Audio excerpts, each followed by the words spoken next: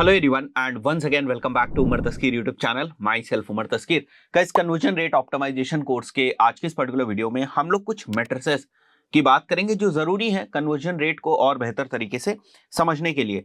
तो मेरे पास almost 6-7 matrices यहाँ पर मैं आप लोगों से डिस्कस करूंगा एक एक करके उनके बारे में और किस तरीके से और किस प्लेटफॉर्म के थ्रू आप उसको ट्रैक कर सकते हैं इसकी भी हम लोग चर्चा करेंगे। सबसे पहले तो आपको आपके जो कन्वर्जन्स है वो डिफाइन करने। देखिए, एक बिजनेस के पॉइंट ऑफ व्यू से कन्वर्जन अलग अलग तरीकों से हो सकता है।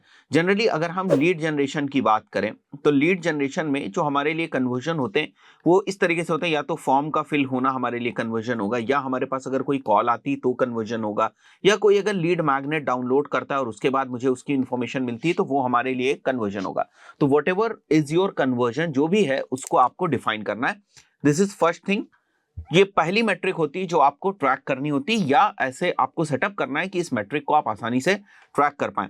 सेकंड जो इंपॉर्टेंट पॉइंट है दैट इज इवेंट्स। बहुत सारे लोग कन्वर्जन्स और इवेंट्स में कंफ्यूज होते हैं। मैं आपको क्लियर बता देता हूं। जैसे फॉर एग्जांपल फॉर्म का फिल होना is conversion, right, but page का 50% स्क्रॉल होना वो हमारे लिए क्या होता है, इवेंट्स। सो इवेंट्स का बेसिकली हम लोग इस्तेमाल इसलिए करते हैं ताकि हम कन्वर्जन्स को और बेहतर तरीके से एनालाइज कर पाए। बट इवेंट्स कभी कन्वर्जन नहीं होते हैं। इवेंट्स वो छोटे छोटे इंटरेक्शंस होते हैं जो एक यूजर हमारे लैंडिंग पेज के ऊपर करता है ताकि हमें ये पता चल सके वो किस तरीके से हमारे लैंडिंग पेज के साथ इंटरेक्ट कर रहा है। But at the end of the day हमें चाहिए तो कन्वर्जन ही होते हैं।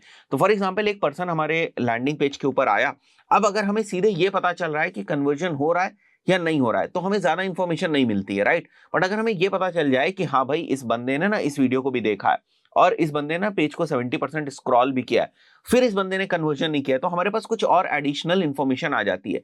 तो वो जो एडिशनल इंफॉर्मेशन को हम ट्रैक करना चाहते हैं उसको जो ट्रैक करने का तरीका है वो हम लोग करते हैं बेसिकली इवेंट्स के थ्रू। तो हम लोग इवेंट्स बनाते हैं with the help of GTM. Generally आप जीटीएम की हेल्प से इवेंट्स बनाते हैं और फिर उसको आप एनालिटिक्स के टूल में जो है वो ट्रैक करते हैं। फाइन। तो इस तरीके से हम लोग इवेंट्स को भी एज अ मैट्रिक मान के हम लोग ट्रैक करते हैं सीआरओ के पॉइंट ऑफ व्यू से। तो ये हमारी सेकंड मैट्रिक थी। Third is call to action clicks. अब जैसे फॉर एग्जांपल फॉर्म फिल होने के लिए, ठीक है, आपने एक बटन लगा रखा है, जैसे इंक्वायर नाउ का एक बटन लगा रखा है, तो हो सकता है लोग उस इंक्वायर नाउ के बटन के ऊपर क्लिक कर रहे हैं, फॉर्म का जो पॉपअप है वो भी ओपन हो रहा है, बट लोग फॉर्म नहीं भर रहे हैं। तो हम क्या चाहते हैं कि वो जो छोटा सा एक इंटरेक्शन हुआ है कॉल टू एक्शन बटन के ऊपर उसको भी हम लोग प्रॉपरली ट्रैक कर पाए। तो इससे भी हमें पता चलता है कि यूजर किस तरीके से हमारे लैंडिंग पेज के साथ जो है वो इंटरेक्ट कर रहे हैं। So this is third kind of metric that we can define as well as track. And the fourth one is user path. अब यूजर पाथ में क्या है कि एक यूजर किस तरीके से किसी इवेंट तक पहुंचता है या किस तरीके से वो कन्वर्जन्स कर रहा है।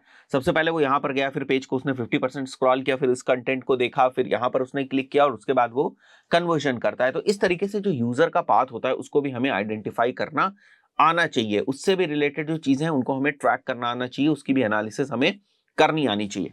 उसके बाद fifth point is basically bounce rate. And bounce rate को हम लोग स्टडी करते हैं गूगल एनालिटिक्स के अंदर।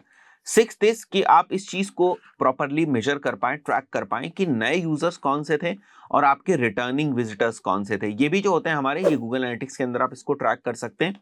सेवेंथ जो हमारी मेट्रिक है that is time on site. So time on site से बेसिकली आपको ये आइडिया लगता है कि हमारा पेज जो है वो एक विजिटर के लिए, एक यूजर के लिए कितना ज्यादा रिलेवेंट है, वो कितना समय उसके ऊपर बिता रहा है। आई बिलीव ये कुछ मैट्रिसेस जो थी वो आपको समझ में आई होंगी कि इनका मतलब क्या है, और सीआरओ के पॉइंट ऑफ व्यू से इन सभी मैट्रिसेस का इस्तेमाल किसी ना किसी तरीके से आप करते हैं तो इसके फंडामेंटल्स आपको पता होने चाहिए। आगे आने वाले वीडियोस में हम लोग जब डिफरेंट डिफरेंट टूल्स वगैरह के ऊपर जाएंगे तो आप देखेंगे भी कि इन मैट्रिसेस का एक्चुअल इस्तेमाल जो है वो किस तरीके का होता है। बट जैसे मैंने आपको शुरुआत में बताया था, पहले वीडियो में बताया था कि जो सीआरओ है ना, it's a data driven approach. It's a data driven approach of optimising your landing pages और योर ट्रैफिक पेजेस और your money page, whatever it is, right.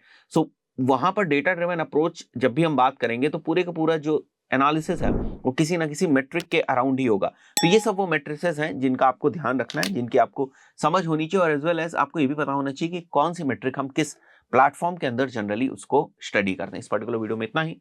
मिलते हैं नेक्स्ट वीडियो में। Till then, good bye.